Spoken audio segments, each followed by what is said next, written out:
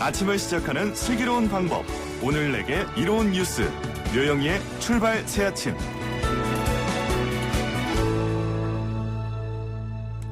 노영이의 출발 새아침 3부 문을 활짝 열었습니다. 768 쓰시는 분께서요. 앱 설치 이후에 생전 처음 당첨이 되어서요. 커피 선물 받았고요. 비 오는 날 아침에 노영이 변호사 떠올리면서 감사히 커피 한잔 하고 있어요. 되게 운치가 있으실 것 같고요. 우리 또 앱 관련해서 이번 이벤트가 성공한 것 같습니다.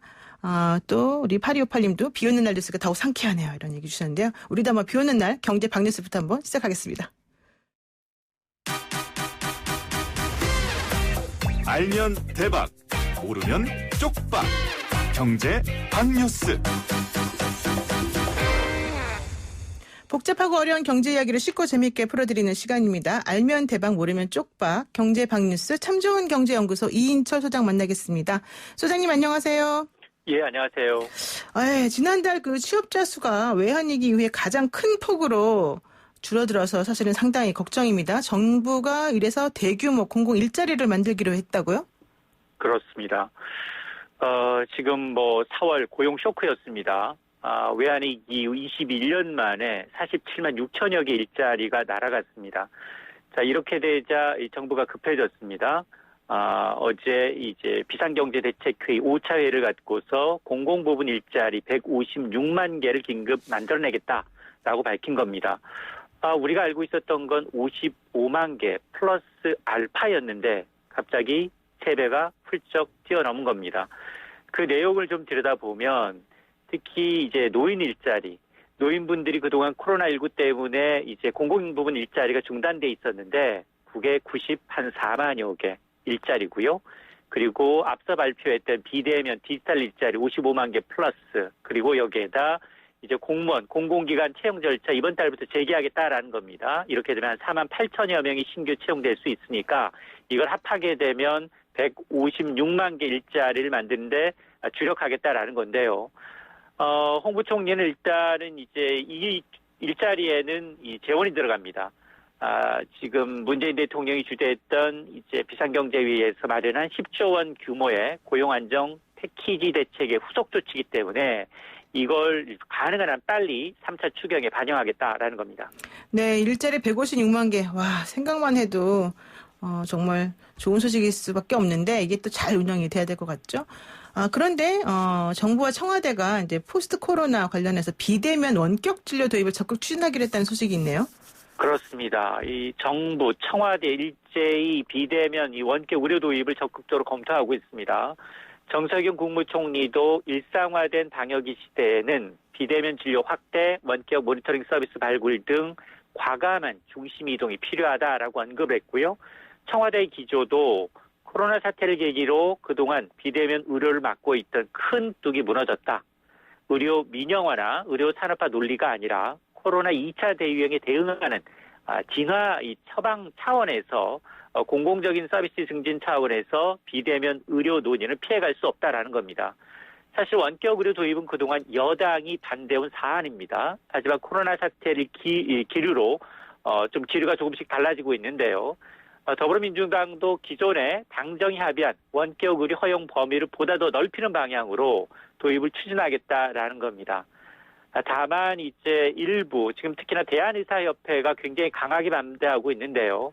한 번도 상의 없이 일방적으로 원격 진료 확대를 추진하고 있다라면서 만약 강행한다면 현재 하고 있는 코로나 진료 협력을 중단하겠다라는 겁니다.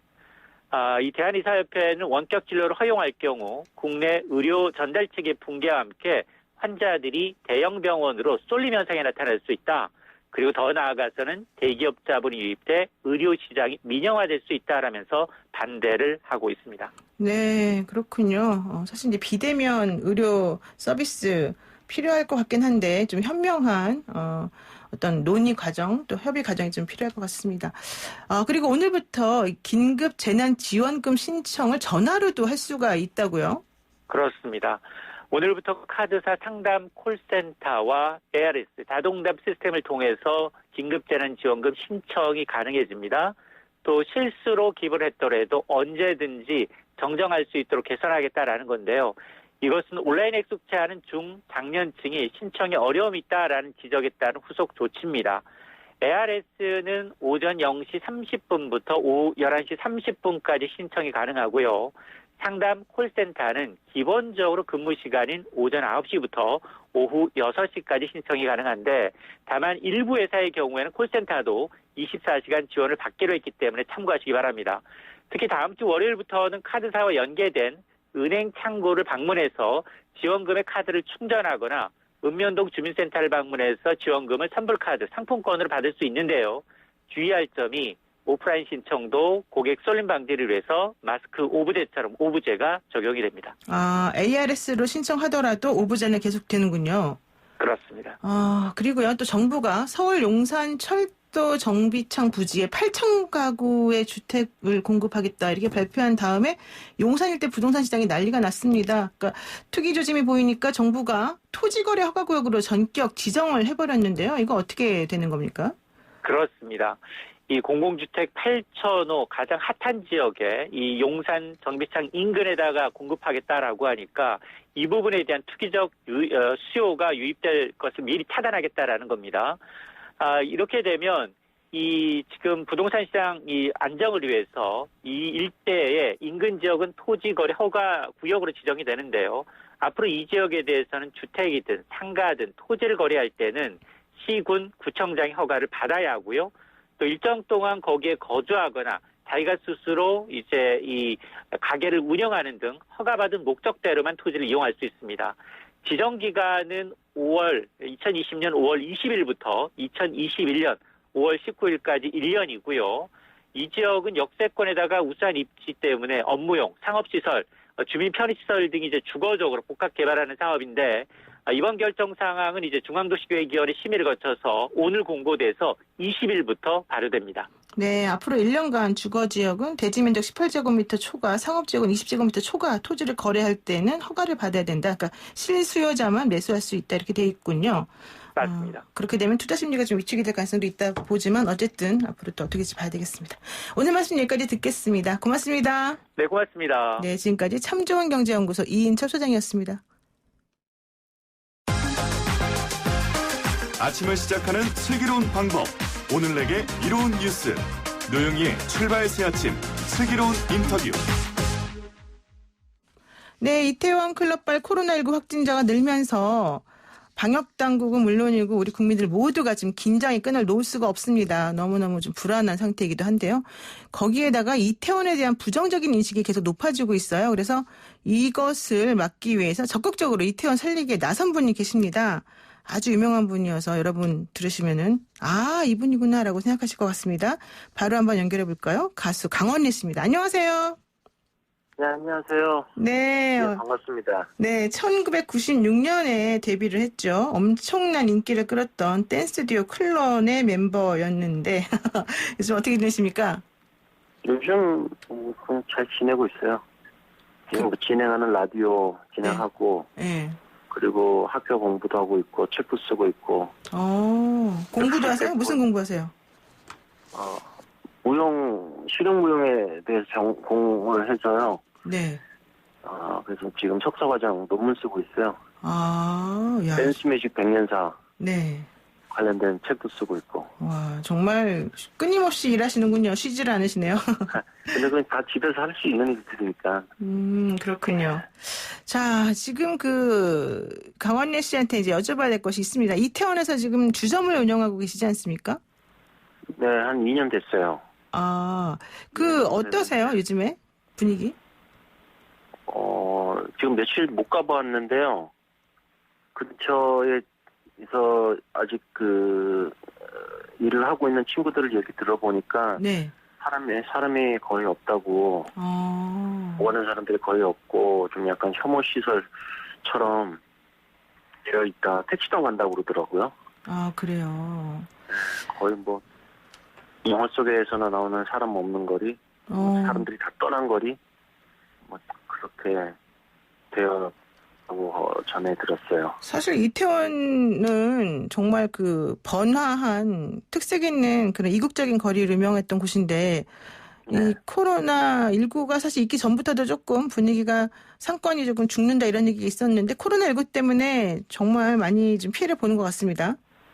그렇죠. 지금 그 전부터 그 상가들이 좀 많이 빠져나가고 특히 이제 그 이태원에 거의 단골 손님들이었던 미군들이 철수하고 나서 그쪽 부근에 뭐 아파트 새로운 아파트가 들어서면 상권이 살지 않나 그랬는데 네. 그곳마저도 이제 공원으로 조성이 된다는 얘기가 있어가지고 상인들이 많이 빠져나갔는데 거기에 여러 사건들이 겹치면서 특히 이번 코로나 확진자가 생겼다는 이야기가 또 언론으로 통해서 전달되면서 그래서 더 좀 상황이 안 좋아진 것 같아요. 그렇군요. 그런데 좀 제가 놀랐던 거는 황금 연휴 때 전국 방방 곳곳에서 이태원 클럽을 많이들 찾으셨더라고요. 그때 무슨 이벤트가 있었나요? 네. 그때 4월 말부터 5월 한 5월 5일 정도까지 그 연휴가 있었는데 그때 대한민국 모든 사람들이 이태원을 찾은 게 아니라 그때 모든 사람들이 많이 놀러 다녔어요. 그동안 3월 달부터 저희 가게도 4월 달부터 문을 닫았지만 3월 달부터 4월 달까지 굉장히 좀 심하게 뭐 사회적 거리두기라든가 이런 걸 홍보를 했기 때문에 사람들이 안 움직였고 근데 이제 좀 풀려나가는구나. 확진자가 우리나라에서 한 명도 없구나라는 이야기가 이제 퍼져나가면서 그때 황금 연휴 때 굉장히 많은 사람들이 움직였어요. 저도 경험했던 게 그때 제가 이제 강릉을 갈 계획이었는데 강릉에 또 다른 일이 있어가지고 갈 계획이었는데 강릉에 가는데 5시간 걸린다고 그러더라고요. 승용차로.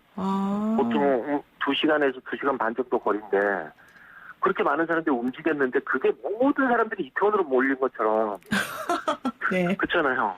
모든 사람들이 이태원에 몰린 것처럼 제주도에는 뭐 20만인가 갔었는데 이태원에는 10,000명, 2만 명? 그렇잖아요. 그게 모든 나쁜 사람들이 모든 그 나쁜 균들이 이태원으로 몰린 것처럼 그렇게 우리가 얘기가 되고 있으니까 그게 좀 약간 안타깝다라는 생각이 들어요. 그렇군요. 오해가 있지 않나라는 생각도 들고. 그러니까 그쪽 이태원에서 이제 이런 그 상가에서 일하고 계시는 분들 입장에서 보자면 좀 억울하다 이런 생각 가지시는군요. 피해자 가해자를 두둔하자는 게 아니라 그렇잖아요. 그런 상황이잖아요. 지금 뭐 명동도 가해자라기보다는 홍대도 마찬가지고 그때 그 홍대 사람들만 모인 게 아니라 전국에서 다 그때만큼은 좀 약간 5월 연휴가 좀 축제 분위기였고 그렇죠. 우리 가게도 2달 동안 문을 닫았다가 4월 29일하고 5월 1일, 2일, 3일 그때만 딱 문 열었거든요. 그러면 3일부터 다시 또 문을 닫았어요. 다시 또 이렇게 좀 흐름을 좀 살펴보자.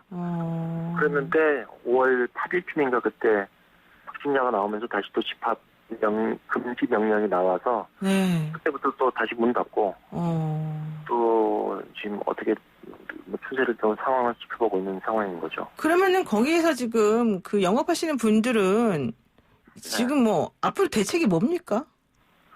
없죠. 대책은 없어요? 아무것도 없고 우리끼리라도 뭔가 어떻게 해야 될지 그래서 이태원 쪽 상인연합회라든가 그런 분들이 검사 맡아보자. 그리고 또 근데 좀 약간 좀 불만 그러니까 좀 바꿨으면 하는 바람은 그런 거를 갖다 좀 홍보를 하고 좀 긍정적으로 얘기를 해야지. 아유 나쁜 놈들 그러니까 걸린 거야. 빨리 검사 맡아. 이렇게 막 강압적으로 좀 윽박지르다 보니까 더 사람들이 움츠러지는 것 같아요. 그러니까 너희는 죄인이야. 이런 식으로.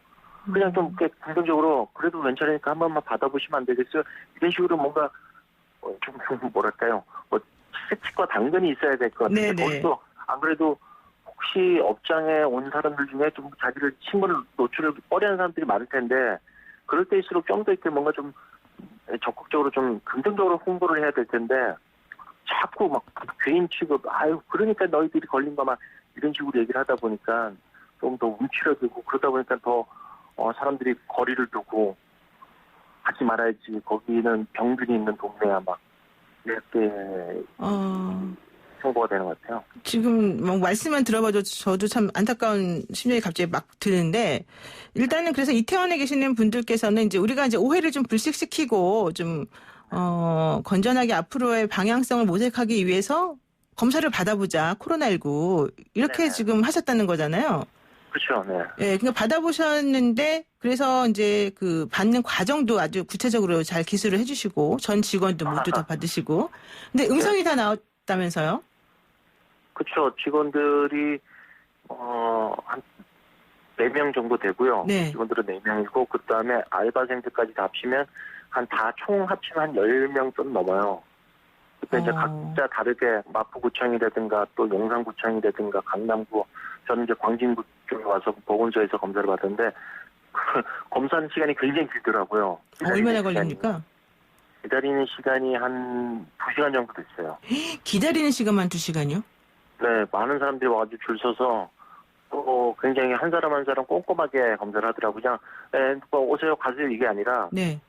뭐 어디 갔다 왔는지 이름하고 주소하고 또 중국을 갔다 왔는지 어디 사람 많이 모인 곳에 갔다 왔는지 그런 거 다 체크하는 데가 있고 네. 또 열도 재고 그렇게 해가지고 시간이 좀 오래 걸렸어요. 그랬군요. 어쨌든 그래서 그냥 검사 받을 때는 금방이에요. 한번 뭐 하고 그다음에 코에 콕 찔러내서 굉장히 따가워가지고 눈물이 나고. 기다리는 건 2시간인데 검사 자체는 또 엄청 빨리 또 처리가 되는군요. 조금 전에 이제 이태원 분위기 매우 심각한 상황 설명을 해주셨고, 특히 이제 이태원을 향한 안 좋은 시선 때문에 마음이 아프다 이런 얘기를 해주셨는데, 네. 그렇다면 앞으로 이제 그 활기가 넘치는 예전의 이태원 모습으로 돌아가고 싶다. 그럼 돌아가려면 어떻게 해야 되겠다. 혹시 뭐 이런 게 있으세요? 일단은 구청이라든가 그쪽에서 그런 시설에 대해서 방역을 좀 하고, 네. 그다음에 이태원에서 시작이 된 거 아니잖아요. 네. 이태원에 수많은 가게가 있단 말이에요. 신발 가게도 있고, 뭐 시장도 있고, 또 그 옆에 올라가면 또 보건초등학교도 있고, 많은 그런 곳이 있는데, 그냥 클럽 한 곳, 두 곳에서 그런 일이 발생했다 해서 여기가 뭐 원천지가 아니라 그 사람이 어디서 왔고, 어떻게 병이 걸렸고, 그런 것들이 다 있잖아요. 근데 우리는 무조건 이태원 클럽만 생각을 하는 거예요, 지금.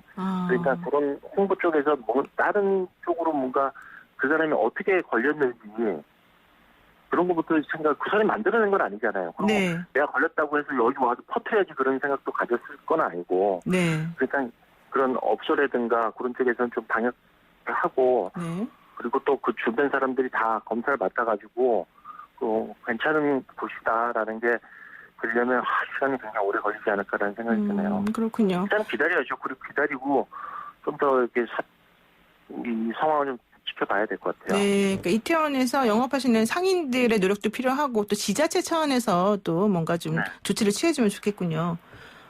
끝으로 이제 코로나19로 많은 분들이 고생을 하고 계시는데요. 이제 힘을 주는 한 말씀을 부탁드리겠습니다. 저도 힘든데 그에게 힘을 줄 수 있는 말을 할 수 있을까요? 그래 내주세요. 그냥 조금만 더 참고 사람들이 많이 모이는 곳에는 가지 말고 특히 몸이 안 좋은 경우에는 검사를 받고 그래도 또 몸이 안 좋은 경우에는 한 일주일, 2주일 정도는 바이러스 코로나가 좀 몸에 있을 수도 있으니까 네. 몸 상태를 잘 체크를 하고 그다음에 마스크 착용하고 또 거리두기를 좀 더 했으면 하는 바람입니다. 저희도 한 2주 정도, 한 달 정도 더 영업을 안 하기로 했으니까 그런 부분에서 또 다른 식당도 많거든요. 많이 있는 곳에는 좀 안 보였으면 우리가 영업 안 할 때도 다른 동네 포장마차 같은 데 막 줄 서서 있는 거 보면 좀 불안하긴 한데 그런 부분에서 우리가 좀 더 거리두기를 한 달 정도 더 지켰으면 좋겠다는 생각이 드네요. 네, 한 달만 더 참자 이런 말씀인 것 같습니다. 오늘 말씀 여기까지 듣겠습니다. 고맙습니다. 네, 고맙습니다. 네, 지금까지 이태원에서 주점을 운영하고 계신 우리 가수 강원래 씨와 함께했습니다.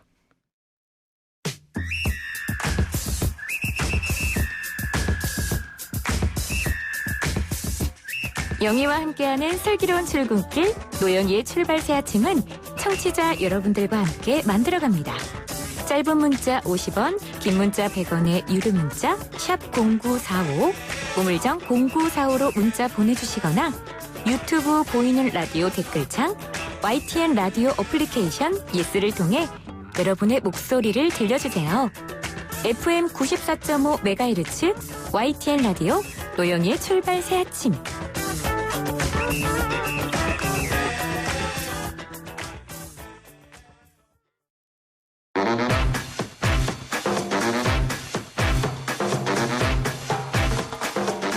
시간의 주요 뉴스를 총 정리해보는 시간. 국민 여러분께 생생하게 전달해드립니다. 하디쇼 주주 총회. 송소미 아나운서 나오셨습니다. 안녕하세요. 안녕하세요. 네, 그리고 이상민 성대모사 크리에이터도 함께하겠습니다. 안녕하세요. 안녕하세요. 네, 저희들이 야심차게 준비한 주주 총회입니다. 이번 주 인터넷을 뜨겁게 달군 소식이 무엇인지 두 분과 함께 재밌게 알아보겠습니다.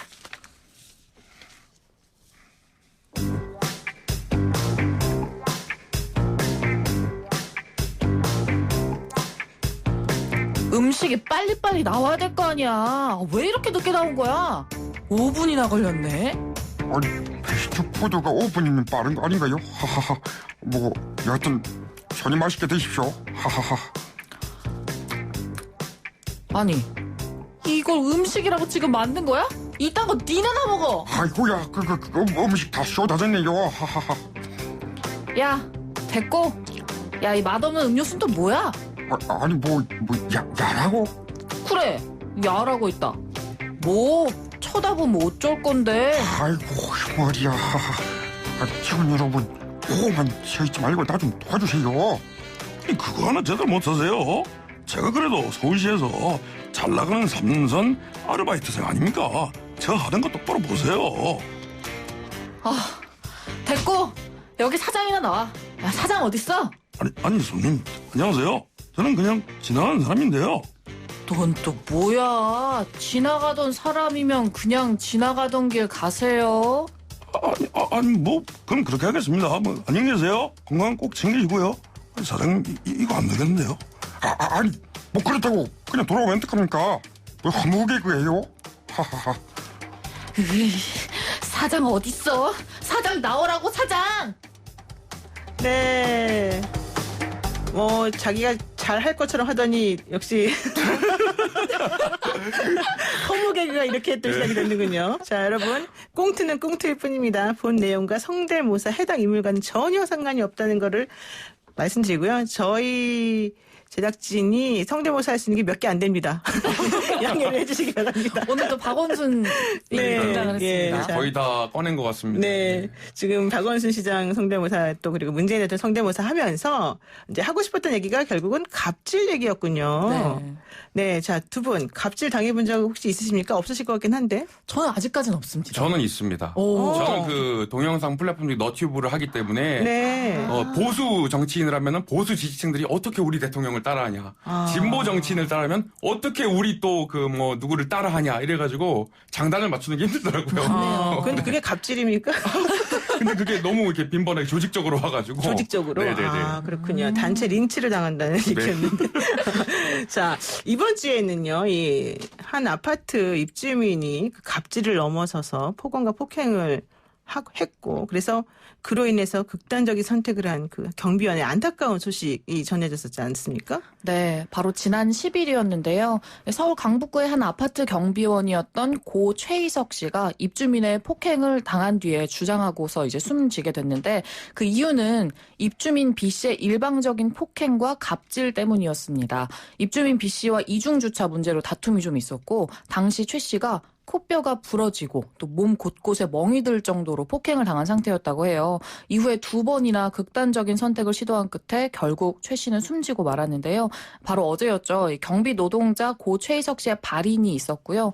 현재 해당 아파트 주민들은 가해자 처벌을 요구하는 서명운동을 벌이고 있고 최 씨의 억울함을 풀어달라는 청와대 국민청원은 30만 명 넘게 동의한 상태입니다. 네, 이 갑질을 했다는 이 아파트 입주민이 또 뭐 가수 다빈 씨의 뭐 매니저였다. 네. 이런 얘기도 있더라고요. 과거에 그 매니저 역할을 했었는데 그 당시에도 또 갑질로 문제가 많았다고 그러니까요. 해요. 그때도 뭐 막 폭언, 폭행 뭐 이런 게 아주 예사로 이뤄졌던 것 같더라고요. 근데 이러면 진짜 안 될 것 같은데. 그런데 또 이런 얘기도 있습니다. 백화점 식당에서 보안 요원에게 욕설을 하고 음식물을 던져서 갑질을 했던 사람이 막 도망다니다가 결국 잡혔다 이런 소식도 있더라고요. 네, 처음 그 영상이 공개된 게 지난 1월이었는데요. 이 백화점 패스트푸드점에서 한 여성이 보안 요원에게 욕을 하고 음식물을 집어 던지는 영상이 공개가 됐었어요. 네. 그 영상을 보면 해당 여성이 보안 요원에게 어딜 만져, 뭐 꺼져 이런 소리를 치게 되고요. 또 음료컵, 음식 쟁반을 던지고 뺨까지 때렸습니다.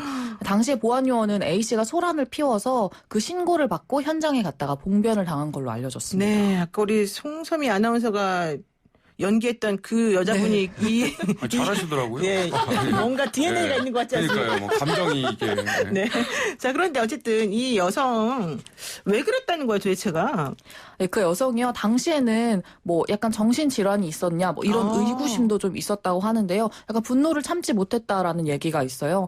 결국에는 지난 4월 22일에 지명수배가 내려질 정도였는데 CCTV로 확인이 됐지만 정확하게 거주지가 불분명했다고 해요. 네. 그런데 바로 이틀 뒤인 24일에 안양에서도 소란을 또 피우다가 경범죄로 이 경찰에 체포가 되면서 백화점 난동 사건의 장본인인 것까지 밝혀졌다고 해요. 그래서 지난 11일에 경찰이 폭행 및 업무방해 혐의로 기소 의견을 달아서 검찰에 불구속 송치했다고 합니다. 네, 재벌은 뭐 못 준다 뭐 이런 속담이 갑자기 생각이 나는데. 네. 아니 근데 이게 결국은 이 공개된 자리잖아요. 개방돼 있고 네. CCTV도 있고 또 여기 온 사람은 보안요원인데 보안요원은 뭐 그냥 말리러 온 거잖아요. 사태를 좀 보고.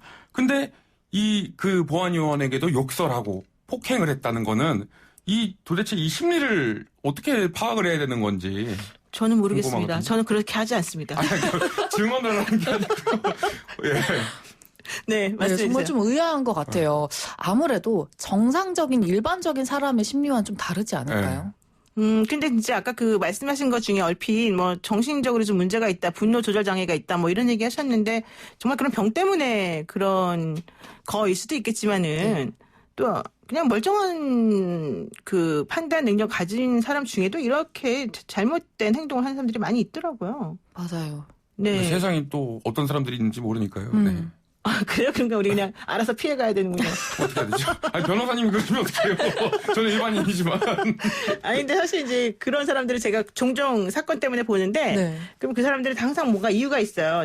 내가 잘못한 게 아니라 저 사람이 나를 그렇게 유발했다. 저 사람이 원인 제공했다. 계속 쳐다봤다든지 뭐. 네, 뭐, 그러니까 쳐다본 것만 가지고 이렇게 갑질하고 욕하고 그러면 안 되니까, 이제 쳐다보는데 그냥 삐딱하게 째려봤다 뭐 이렇게 하는 거죠, 말하자면. 약간 피해 심리가 있는 것 같네요. 네, 뭐 그런 경우도 있다고 하더라고요. 근데 중요한 건 일단 교육이 잘못돼서 그런 가능성이 좀 많이 있겠죠. 그렇죠. 자, 그런데 만약에 서울시장님이 명동에 있는 이 백화점에 갔다가 이 광경을 목격했다면 어떻게 말하셨을까요? 아니 갑질은 안 되는데 아니 이분들 자꾸 갑질하면 제가 가본 순으로 변합니다.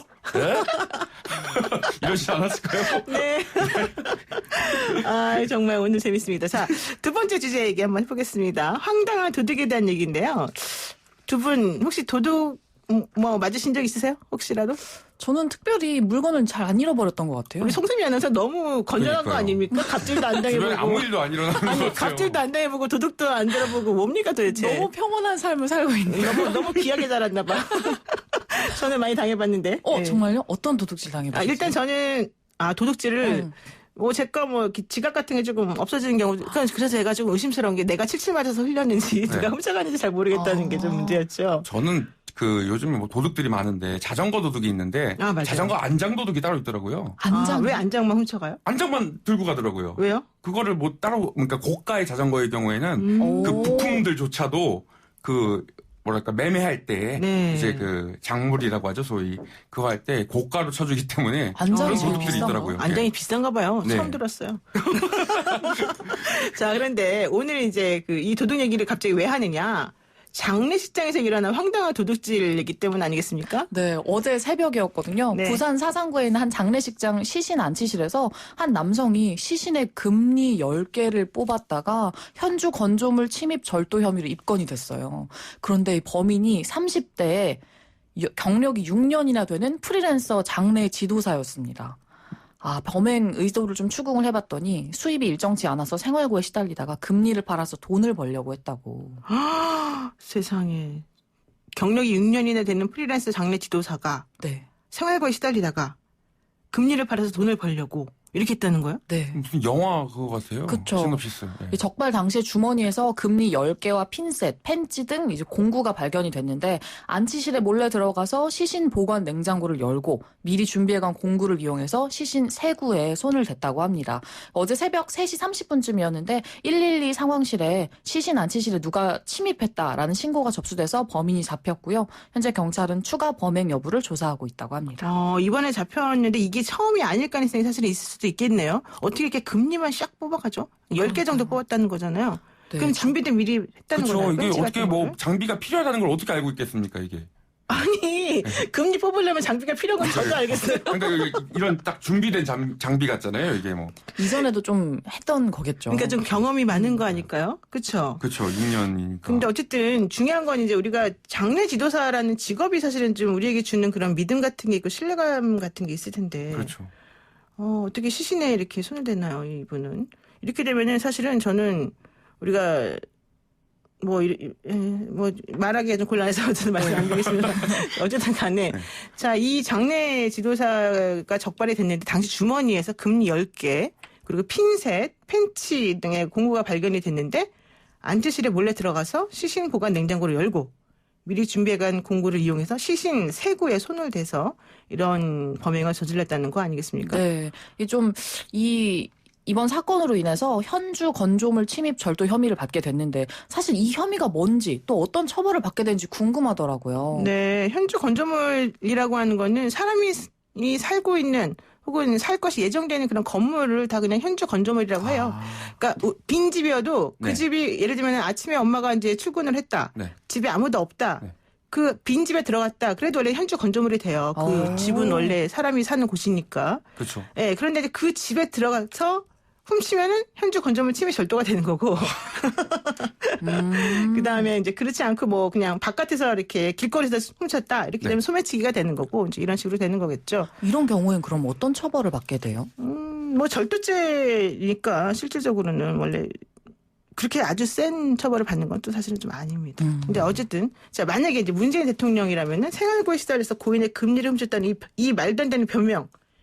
이 범인에게 어떻게 말씀하셨을까요? 문재인 대통령이었으면 아니 뭐 아무리 힘들어도 고인의 금리를 뭐 가져갑니까? 뭐 영화 아저씨도 아니고 원빈입니까? 뭐 하여튼 뭐 생활고에 시달리셨다 하니까 민생 대책 확실하게 만들겠습니다. 마무리를 참 이러지 않았을까요? 해주시는군요. 네, 정말 오늘 말씀 들어보니까는 이게 좀 약간 안타까운 부분이 있네요. 생활고에 시달렸다라는 부분은 좀 안타까운 부분이 있는데 그렇다라고 해서 이렇게 마지막 가시는 그런 분들께 이렇게 나쁜 짓을 하면 안 되겠죠. 자, 어쨌든 다음에도 한번 이 소식은 어떻게 처리가 됐는지 한번 알려주시는 거를 제가 기대하고요. 오늘 두 분의 핫이슈 주주총회 여기까지 듣겠습니다. 고맙습니다. 감사합니다. 네, 지금까지 송서미 아나운서, 이상민 성대모사 크리에이터였습니다. 노영희의 출발새 아침 3부 순서 여기서 마치고요. 잠시 후 4부로 돌아가겠습니다. 뉴스 탐구 생활 힙, 핫, 헐. 김대우의 연애 동그랑땡. 김대우 연애 전문 기자와 함께하는 연예계 소식 한 주를 마무리해줄 오늘의 소식은 무엇인지 얼른 만나보겠습니다. 김대우 기자님 안녕하세요. 네, 안녕하세요. 네, 오늘 먼저 간단하게 김유진 PD 논란 한번 얘기를 해보겠습니다. 네. 학폭 논란에 이어서 극단적인 시도를 했다는 것 때문에 깜짝 놀라게 만들었는데 또 이번에는 본인에게 엄프를 한 사람들을 또 고소하는 뭐 이런 여러 가지 일이 있었어요. 네, 이 논란이 불거지면서 김유진 PD 같은 경우에는 그런 이제 극단적인 뭐 그런 부분까지도 있긴 했었습니다만 두 차례에 걸쳐서 이제 이 자신의 SNS에 공식적인 사과를 하기도 했었거든요. 근데 네. 지금 현재는 정면 충돌 양상으로 지금 흘러가고 있습니다. 그래서 법률 대리인을 선임을 했고, 네. 그러면서 이제 지난 12일 고소인이 김유진 씨죠. 김유진 씨가 허위 사실을 유포한 가해자들의 정보통신망 이용 촉진 및 정보보호 등에 관한 법률 위반 행위에 대해서 고소장을 제출했다라고 이야기를 하고 있습니다. 여기서 이제 주목할 단어는 바로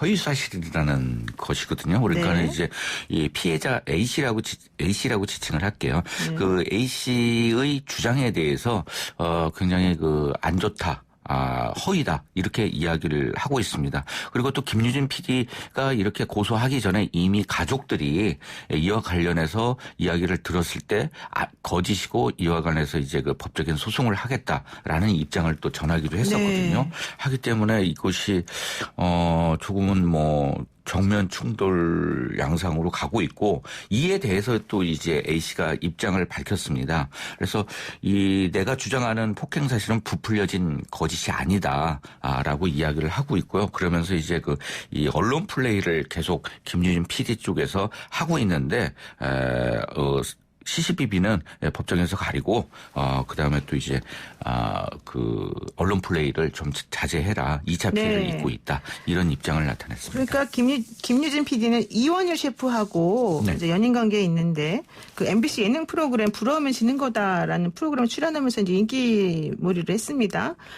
그러던 와중에 지난달 21일에 한 온라인 커뮤니티에 김유진 PD가 학교 폭력 가해자였다, 일진이었다, 뭐 이런 종류의 네. 글이 올라오면서 그렇죠. 논란이 이제 휩싸이게 돼 있잖아요. 근데 이 글을 쓴 사람이 바로 A라고 하는 사람이었고 이 A 씨는 김유진 PD가 뉴질랜드 유학 시절 학교에서 자신을 집단 폭행한 사람이다 이렇게 주장을 했다는 거잖아요. 네네네. 그러니까 여기에 대해서 김유진 PD가 지난 4일 자신의 사택에서 극단적인 선택을 시도했다가 이제 구급 요원들에 의해서 응급실로 이송이 됐고요.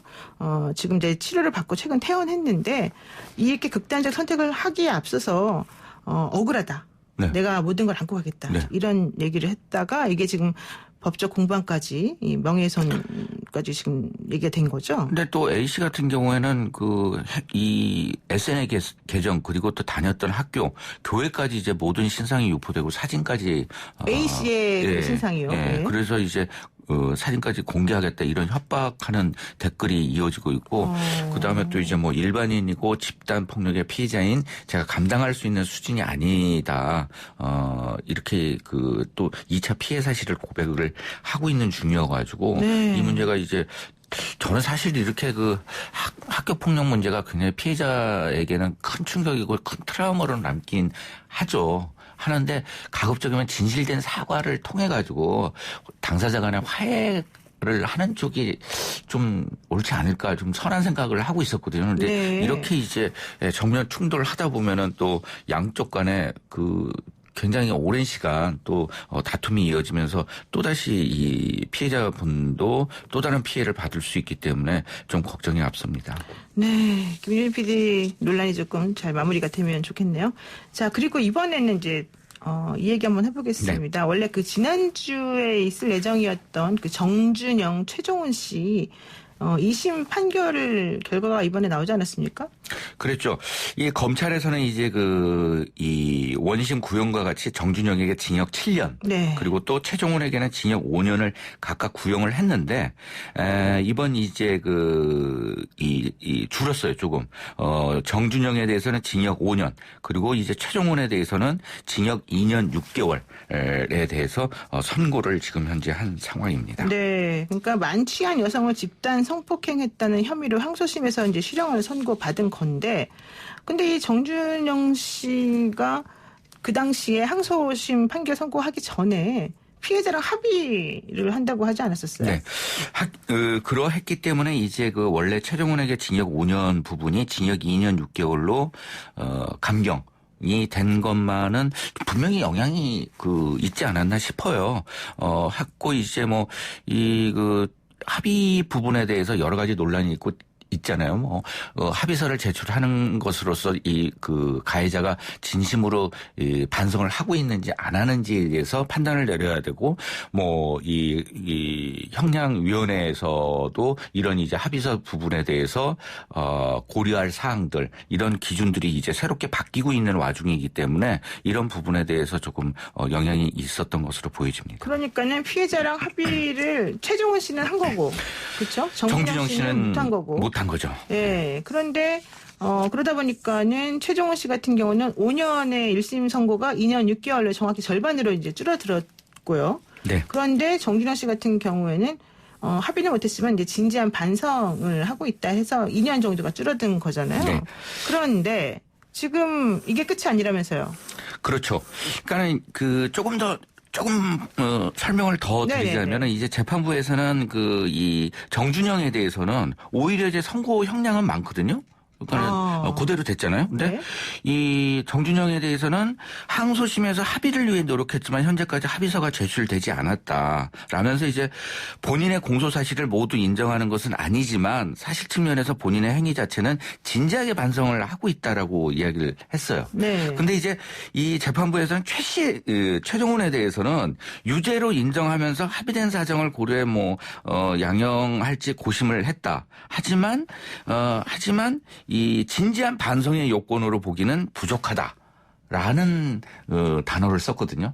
오히려 합의한 최종훈에 대해서요. 합의는 했는데 반성이 없다는 거요? 네. 그러니까 이제 이 부분이 바로 뭐냐면 두 차례 사건이 있었습니다. 2016년도 1월에 강원도 홍천, 그리고 또 이제 3월에 대구가 있었는데, 이 2016년도 1월 강원도 홍천에서의 있었던 사건 부분에 대해서는 대략적으로 이 피의자들이 대략 의견들이 같아요. 같은데 이제 대구에서 부분에 대해서는 이 최종 같은 경우에는 조금 부인하는 부분들이 있는 것으로 보여집니다. 그래서 이 부분이 바로 이제 진지한 반성의 요건으로 보기 어렵다라고 이야기를 하고 있는 것이죠. 아까 제가 조금 말을 잘못한 것 같은데 정준영 씨는 이제 집단 성폭행, 특수 중간간 그리고 불법 촬영 및 유포 등의 혐의로 기소돼서 1심에서 징역 6년을 선고받았었군요. 그러다가 항소심에서 5년으로 1년이 줄어들었는데 제가 아까 2년이라고 말씀드렸는데요. 어쨌든 지금 최종훈 씨하고 이 정준영 씨가 조금 상황이 많이 달라졌습니다. 그런데 정준영 씨는 그동안에 불법 촬영 혐의는 인정했지만 성폭행 관련해서는 인정을 안 하지 않았어요? 네, 그러면서 이제 결국은 이제 대법원까지 사건이 지금 올라가겠다, 상고 상고를 할 예정이다라고 밝혔습니다. 그러면서 주장하는 것은 뭐냐면요. 이 같은 양의 술을 먹어도 취하는 정도가 개인차가 있는데, 그러니까는 심신, 상실 상태에서 이 부분 가지고 이제 법률적인 부분을 무죄를 주장하고 있는 부분이에요. 그래서 이제 이 부분이 대법원에서 어떻게 받아들여질지 이게 이제 최대 변수로 꼽히고 있습니다. 물론 이제 전체 범죄 행위에 대해서 다 부인을 하고 있는 것은 아닌데 그 부분에 대해서 이제 부인을 하고 있고 그다음에 또 이제 바로 이제 증거물과 관련된 불법적으로 취득을 한 카카오톡 메시지다. 이런 부분들을 계속적으로 이야기를 하고 있는 것입니다. 정준영 씨는 14일 날 상고장을 제출하면서 본인은 합의된 성관계를 한 것이다. 나를 성폭행범으로 낙인하면 안 된다. 이런 주장을 지금 했습니다. 네. 근데 또 이제 이번에 조금 판결 내용에 대해서 여성 관련 단체에서는 좀 이 판결문에 대해서 좀 불만들이 이어지고 있는 것 같아요. 그래가지고 이 부분이 뭐냐면 바로 이제 이 젊은 사람들이 이 술자리를 가졌고 이런 그런 부분에 대해서 인정을 하는 듯한 문구가 담기면서 문제가 되고 있습니다. 그래서 정확하게는 이제 선남 선녀가 만나 술을 마시다가 성적인 신체 접촉을 할 시 국가 형벌권이 어떤 경우 개입할 수 있는지 그 한계가 어딘지 고민을 했다라는 단어를 쓰고 있거든요. 하면서 이 부분이 과연 선남 선녀가 술을 마시다가 일어난 일인 것인지 아니면 목적성을 가지고 했던 부분인지에 대해서 또 여성 단체에서는 이런 판결에 대해서 좀 불만이 있는 것 같습니다. 그렇죠. 그런 부분이 좀 논란이 될 수 있을 것 같습니다. 자, 다음 소식 한번 보겠습니다. 이태원 클럽에서 이 코로나19 확진자가 늘어나면서 위기감이 커진 상황이었는데 그 클럽에 연예인들이 갔었다. 특히 박규리, 송민호? 네. 이런 아이돌이 지금 가서 뭔가 했다는 거 아니에요? 그렇죠. 이 배우 박규리 같은 경우에는 이런 논란이 불거지자마자 잠깐 이제 잠수를 탔다가 결국은 이제 인정을 했습니다. 그래서 이제 클럽에 방문한 사실을 인정하고 반성의 뜻을 밝혔는데요. 이 모든 이유 여하를 막론하고 사회적 거리두기 기간에 모두가 지켜야 할 규범을 지키지 않은 점 깊게 반성하고 죄송하다라고 이야기를 하면서도 이 마스크는 입장부터 나갈 때까지 계속 착용하고 있었고 또 확진자 기사가 뜬 날 바로 검사를 받고 음성 판정이 나온 후 현재 자가 격리 중이다. 이런 이야기를 했습니다. 그러면서 경기 용인시 66번 확진자가 이제 그 클럽을 방문했을 때 박규리도 그때 이제 찾았다는 의혹이 제기돼서 논란이 있었던 상황입니다. 그러니까 걸그룹 카라 출신의 배우 박규리 씨하고 위너의 멤버인 송민호 씨가 이 코로나19 때문에 사회적 거리두기를 실천하는 기간 동안에 클럽을 갔던 게 이제 대중의 공분을 샀던 거죠. 네, 이 송민호 같은 경우에는 이 이태원이 아니라 강원도 양양의 한 클럽입니다. 근데 강원도 양양의 한 클럽이 굉장히 뭐랄까요? 플래그샵이라고 그래야 될까? 근데 강원도 양양에 클럽이 있다는 거에 대해서 조금 의아스럽잖아요.